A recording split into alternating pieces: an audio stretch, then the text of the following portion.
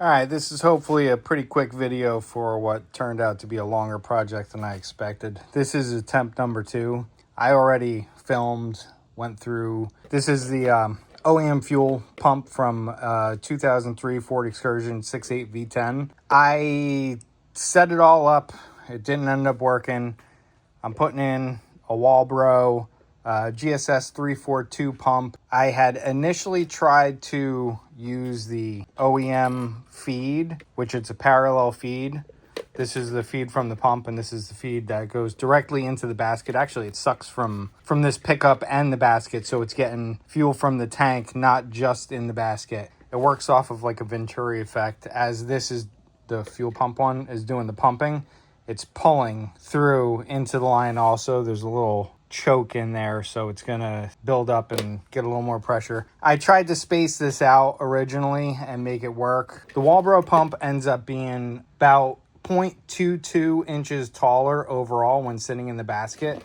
So I would have had to space this, and it wasn't getting a good suction. So when I put it in, the car started right up, but as soon as I started giving it gas, it just fell flat on its face. So here's attempt number 2. I'm going to do on a totally different setup. Hopefully this works because I really don't feel like taking the tank out again. So to get the Walbro pump to fit, you have to modify. I have the return is off just so I can get the top of the basket on and off easier. You have to modify the inside here. You can see it's a little lighter. I took off probably a little over a quarter of an inch. Pretty much just trim until it sits. The Walbro pump is wider than the factory pump, so it doesn't sit inside of here. I tried to taper the edge and get it to kind of fit in there. That wasn't really working out. You could do a little bit of a taper, but you want it just to butt up against it to keep it low. All it's doing is keeping this located in space. It's not really holding anything. So I used a 80 grit on a 2-inch right angle die grinder with a 2-inch roll lock and just slowly kept taking it down. I put a little crack in it, but it doesn't go up too far. No big deal. Once you get this situated onto there, now this just locates the pump. The pump doesn't want to move around anymore. And I had to trim pretty much all the way down to the bases of here because any taller, I tried to leave a little bit, and the top of the basket wasn't sitting flush. I couldn't get it to push all the way down. So there's that. Now, like I said before, I tried to use the OEM deal. That's not going to work. So I'm going fuel line directly, but I need to pick up this also, the parallel feed. What I'm using, kind of overkill and kind of turned out to be a huge project and a little more expensive than I wanted. Let me take a step back. This isn't for performance reasons. I didn't want to just throw in a no-name aftermarket fuel pump and hope for the best and it lasts a year or two. I wanted a Walbro. I wanted a name brand pump itself. The basket is insignificant. So it's a Walbro pump, high, like 255 liters per minute or something like that. I don't really care about that. It's plenty for a stock Ford V10. So now to pick this up, I'm using a Y, like a billet Y. These are a 6AN Y, parallel Y. You can just, all right, let me take a step back again. You can just run this up and run a brass or a stainless Y, but it comes out like really wide and it would add a lot of bulk, and you'd also need to add extra fuel line. This fuel line is submersible fuel hose.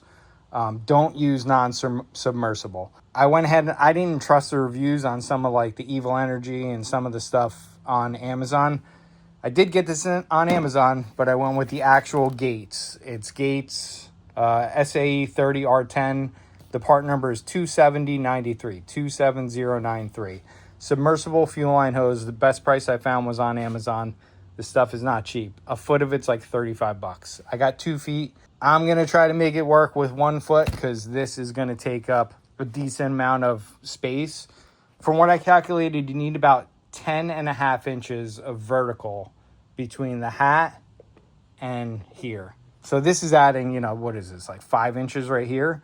So I might be able to make it work with the couple sections. So let me, I I stopped right in the middle because I didn't want to go too far and trap myself in here. Oh, I also needed to put the Walbro connector on. I depinned the original wires.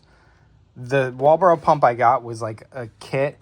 I only got the kit because it was a return, like new condition on Amazon, and I got it for like a little under $100, I think. And it came with a new sock. Oh, I did end up using a different sock from an aftermarket fuel pump. So it came with the sock, it came with the plug, it came with connectors, it came with some little short piece of line. I would think they give you submersible, but you know, I don't really 100% trust something that I don't know. I don't know. It's tough to say. Because in the kit they also gave worm clamps that weren't stainless, and I don't like that idea at all. So I got actual EFI hose clamps that are stainless. Testing them with a magnet, definitely stainless. I'm going to put a link to everything I use in the description. I'm hoping this is going to work because I'm getting ready to go on a road trip, and I don't want to have to drop the tank and put some bullshit aftermarket pump in right before a trip. So let me button this up and get it all situated, and then I'll take it from there.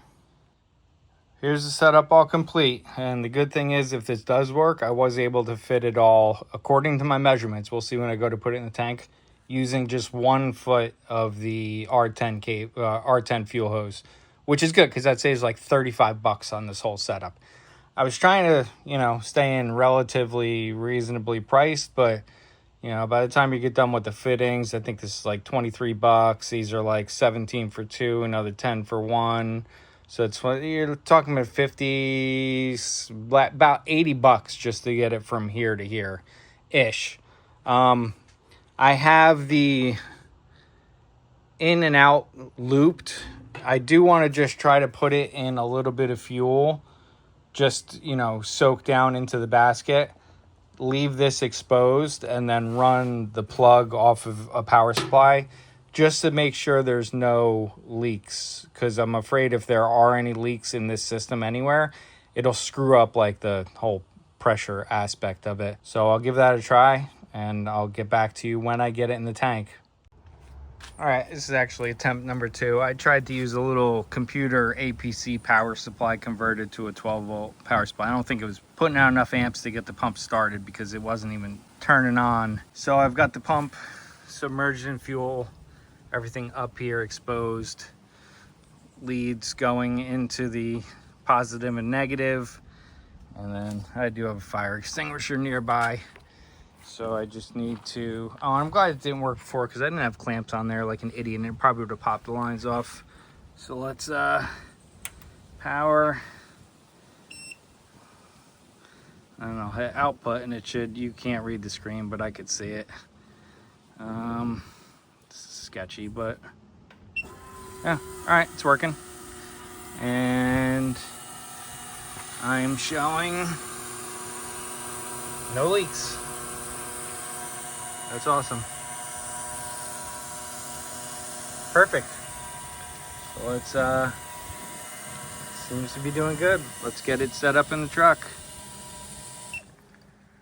All right, back from the trip. I can confirm everything is working good. One little hiccup, I did over 1,000 miles. The only issue I'm encountering is this pump doesn't hold a prime. It seems, I was looking at some of the reviews and multiple people were mentioning that it doesn't have a check valve or the check valve went bad. I don't think this pump holds a prime right from the go.